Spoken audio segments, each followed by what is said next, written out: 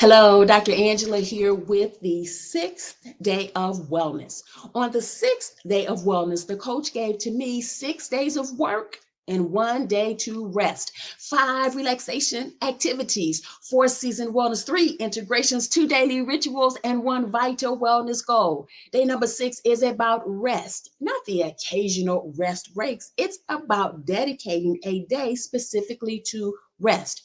We work, and in our culture, we don't have a problem working. We don't have a problem putting things on the calendar, penciling it in, adding to the to-do list, to the calendar, to the planner. But what about rest? Sometimes we feel this urgency that we have to do continuously and we have to multitask. Sometimes those of us who are the high achievers, right, and the busy bees, if we're not doing 2 or 3 or 4 things at one time, we feel as though we are unproductive. But it's time to pause and it's time to say, no, no, no, I need to rest. Working and rest balance each other, and taking time to rest results in a fulfilling life. Taking time to unplug from the hustle and connect to you and your inner wellness leads to a balanced and fulfilling life.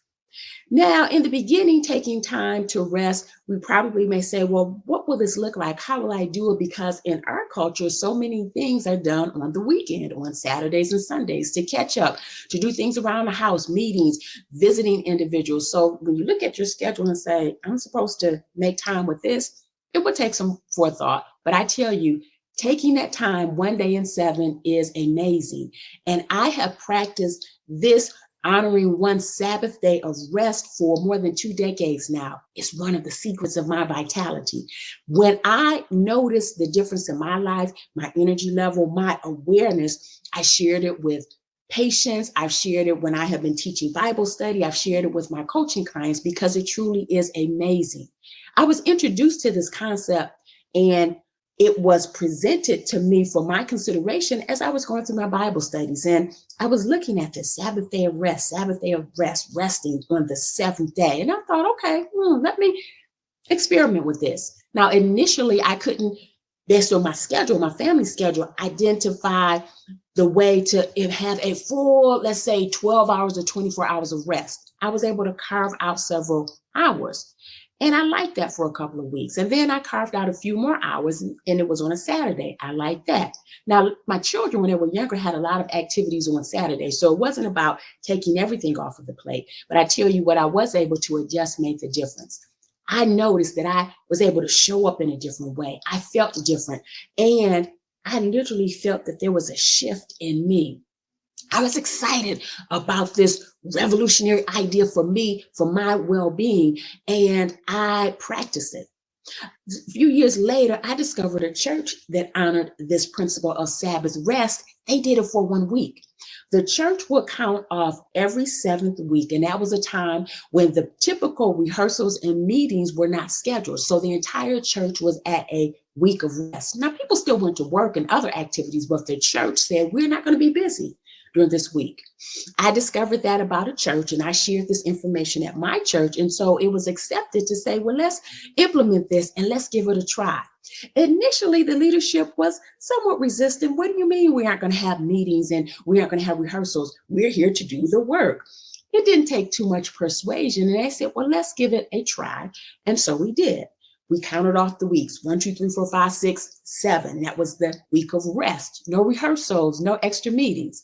And then week number 8, we were back to the count, 1, 2, 3, 4, 5, 6, 7. And that was the week of rest. And so the church went about that year practicing every seventh week as a week of rest. And it was beautiful. It was amazing. So this was a practice identified by the church, and individuals within the church and families were practicing this Sabbath rest. I have enjoyed this practice. I continue to do it. And many weeks, I don't even exercise on that seventh day. I enjoy my time. It's time when I have maybe a little bit more for my fiction books, because that's one of the ways I like to relax. It's a time where I look forward to spending with family members and friends, and spending some time doing some activities for my mom, because I have set aside that time specifically to rest and unwind. It's amazing. I present this to you for your consideration. To begin with a day of rest. 1 and 7, designed specifically for you to rest. Remember, pressing that reset button. It gives you the opportunity to just be. I know you are accomplished and you are amazing. I know you are a high performer and go, go, go.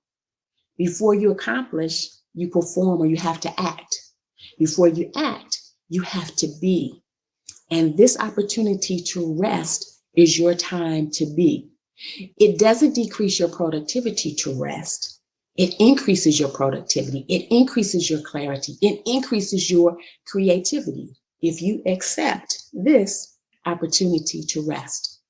If you take this day to rest, and over a period of time, you find that there has been a shift in your life and you like it, and it's giving you a different feel and essence as it relates to your well-being, then I invite you to consider a Sabbath week of rest, where every 7, right? You count off 1, 2, 3, 4, 5, 6, 7, and that 7th week is different. Your activities are different, and how you go about that week is different.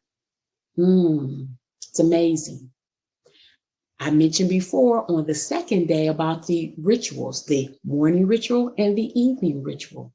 Well, the evening ritual could be a great way to take a trial, a small step into this concept of rest. Perhaps you will dedicate a few hours in the evening, a few more hours for downtime, for your rest.